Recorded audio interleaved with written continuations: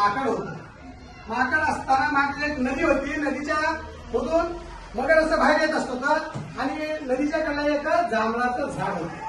मग ते जांभळं रोज माकड खायचं आणि वरच बसायचं. मग मगर एक दिवशी माशी पकडायला गेलं. त्या मगरीच्या तोंडातून माशी 2 वेळा देखील ते सुटून गेली माशी. मग त्यानं काय केलं, हैराण झालं. पळत पळत मधून पाण्यातून धावपळ करून सगळी त्यानं दोन मगर हैराण झालं. मग त्यानं थकून गेलं. त्याने विचार केला की बाबा आता या झाडाच्या खाली जाऊन सगळी आपण झोपावं. कोण? मगर. विचार केला. मग मगर जाऊन तिथं त्या झाडाच्या खाली जांभळाच्या झोपी गेला.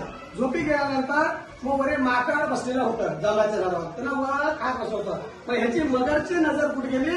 त्या माकडाकडे गेली होती. मग त्या माकड असेल माकड दादा म्हटला आणि मला बी ते खाऊ देता का म्हटला. पुन्हा ते रात्र काय रे भाऊ मी देतो म्हणून त्याला काय केलं, जांभळा तोडलं आणि या मगरीला दिलं. हे मगर काय केलं, खात मी तसं बसलं. मग चांगलं खाल्ल्यानंतर ह्याला चव लागली. मला मगरीला माकडाचं काय होतं, किती गोड आहे किती छान आहे. मग ह्याला एक दिवस घरची आठवण आली. कुणाला? मगरीला. तर याची किती मगरची मगरी होती घरी. मग आज तिला पलीकडल्या काठावर होती तिने नदीच्या. मग तिला सांगण्यासाठी ह्याला पाण्यातून गेला. असं मी एका माकडाबरोबर मैत्री केलेला आहे आणि तो माकड दादा रोज मला जांभळं देते आणि मी गोड खात बसतो आणि मी येतो. मग तिने दिल्यानंतर काय म्हटली, मग मला पण का बरं आणली म्हटली तिची बायको.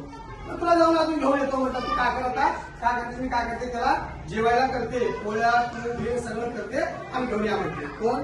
वगैरे त्याच्या बायको. आम्हाला आज एक माकड कळाला. माकड दादा पण तुला आमच्या घरचं आमंत्रण आहे आणि जेवण्यासाठी, तर तुम्हाला या म्हटलं आणि जांभळं घेऊन या म्हटलं आतमध्ये.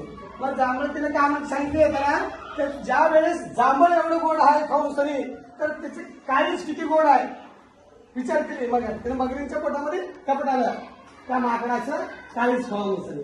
मग हे काय त्याला येता हे गोष्ट कुठं सांगितली. मगर अर्ध्या पाण्यात गेल्यानंतर सांगितलं माकडाला, तर असं आमची बायको म्हटले आणि तुला काय जाय. मग नंतर माकडाला हुशार होतं. त्यानं विचार केला, अरे ह्याला तर माझ्याकडे खाऊन जावं म्हणाले आणि काळच, तर हे काळच खाण्यापेक्षा ह्याला उलटी राहिली म्हणून मग माकडाने काय केलं, आणि मी काळच काय करतो, रोज खाऊन झाडावर अडकून ठेवतो आणि जाऊन आता एकबार परत जाऊन आणून म्हटला जाऊन. मग आज एकबार मगरीला वापिस फिरला अर्ध्या मधुसरी.